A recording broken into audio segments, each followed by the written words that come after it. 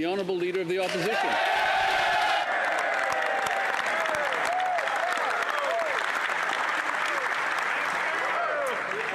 My mother taught me never to be late, so please forgive me for my late arrival to this session. I had some meetings with extremely important people in East Central Alberta, Mr. Speaker, after which I was honored to be elected by the great people of Battle River Crowfoot. I served in this House.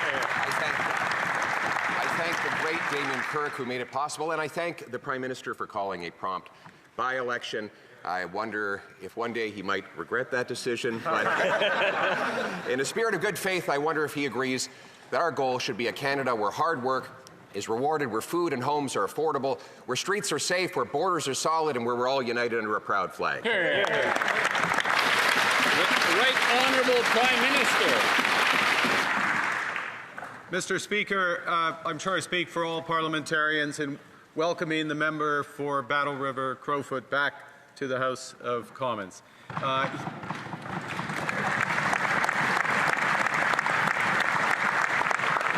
He may notice a few things have changed since he was here last.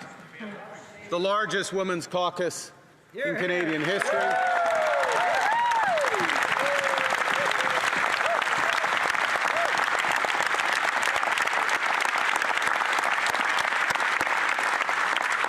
And a spirit of collaboration that was shown in the opening session, including in the passage of the Build Canada Act and the projet de loi du Bloc québécois en ce qui concerne.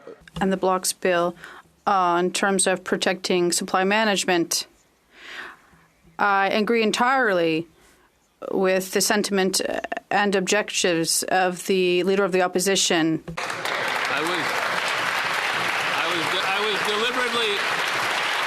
I was deliberately flexible on time because it's a special day, but now we're going to respect the 35-second limit. The Honourable Leader of the Opposition. Some things never change. Thank you. The Honourable Leader of the Opposition.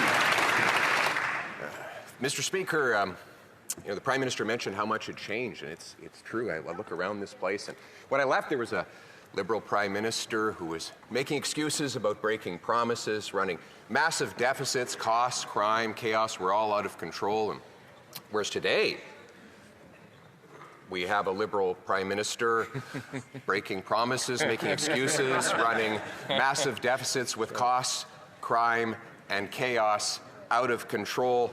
Mr. Speaker, when will the Prime Minister match the grand promises with the real change Canadians need? The Right Honourable Prime Minister.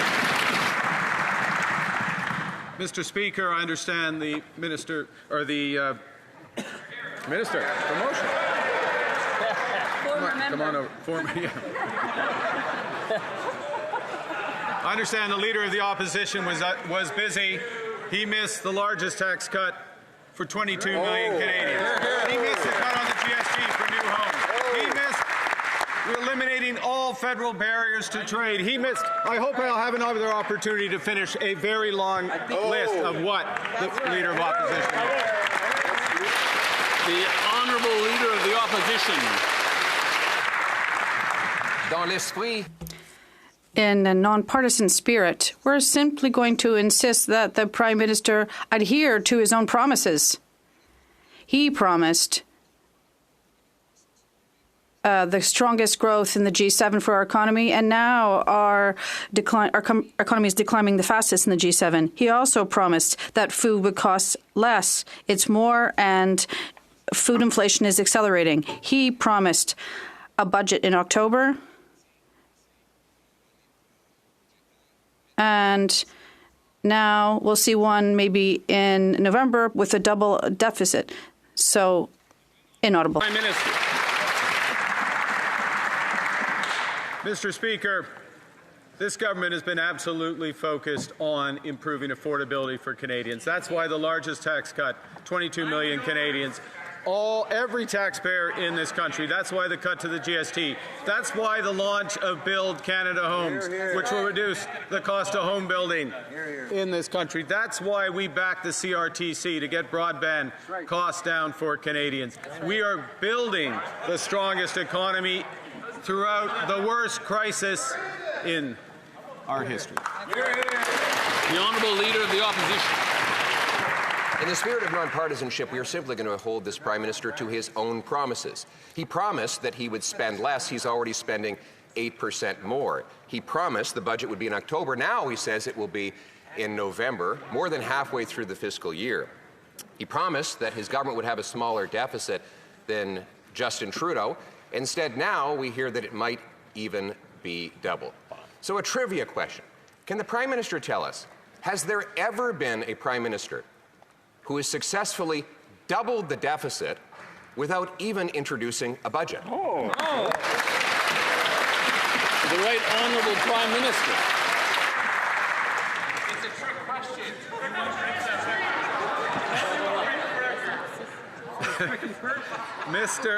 Mr. Speaker, this government is undertaking the biggest investment in protecting Canadians in the Canadian military.